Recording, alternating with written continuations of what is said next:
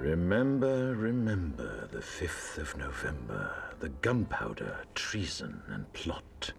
I know of no reason why the gunpowder treason should ever be forgot.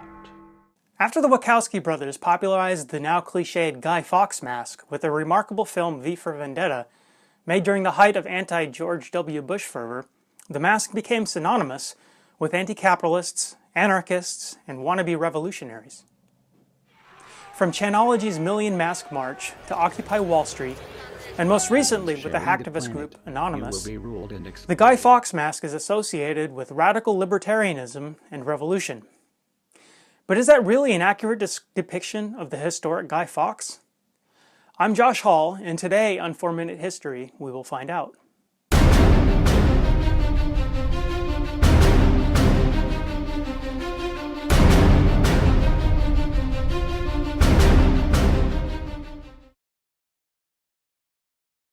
The gunpowder plot of 1605 is observed in England with the pivotal character of Guy Fawkes not celebrated as a hero of the commoner, but as a notorious villain who is still burned in effigy every November 5th in Bonfire Night.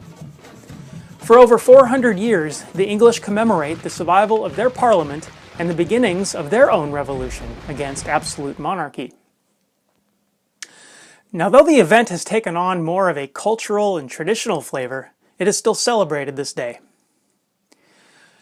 A succession crisis of the line of Tudor began once the infamous Henry VIII died, leaving behind a sickly Edward VI, his only son. Henry's previous marriages had produced only daughters, to include Mary, the daughter of Catherine of Aragon, a Catholic from Spain.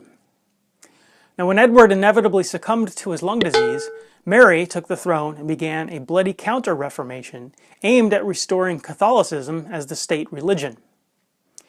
In the 16th century, of course, the religious persuasion of the ruling power generally dictated both foreign and domestic policy, with those unfortunate enough to land on the opposing side frequently subject to vicious oppression and persecution. Shut up! Will you shut up? Ah, now we see the violence inherent in the system. Shut up! Oh, come and see the violence inherent in the system!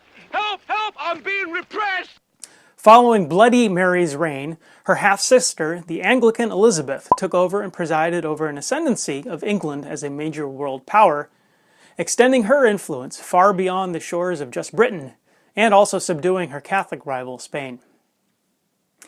When Elizabeth died in 1602, she left behind no heir, with James VI, the King of Scotland, as the presumptive successor to the throne of Great Britain. And so James became King James I of England. He was the son of a different Mary, the Queen of Scots, who had been executed during Elizabeth's reign for conspiracy to overthrow the Queen in favor of the King of Spain. Now, James faced an England that was terrified of further counter-revolution and was further frightened over James' seeming antipathy towards Parliament. James, however, was a shrewd ruler who even tolerated religious diversity to a limited extent.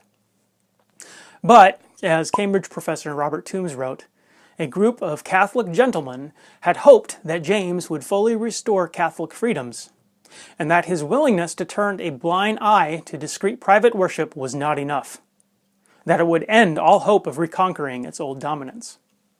And so Guy Fawkes and his cohort of Catholic revolutionaries plotted to blow up Parliament by taking a ton of gunpowder and placing it under the building and detonating it upon the opening session, November 5th, 1605. Now, of course, as we know, the plot was discovered, and this was due to one of the plotters anonymously writing a fellow Catholic member of Parliament to not turn out for that day. Fawkes and his co-conspirators were arrested and executed for their act, and the day has since been celebrated largely as England's only national day.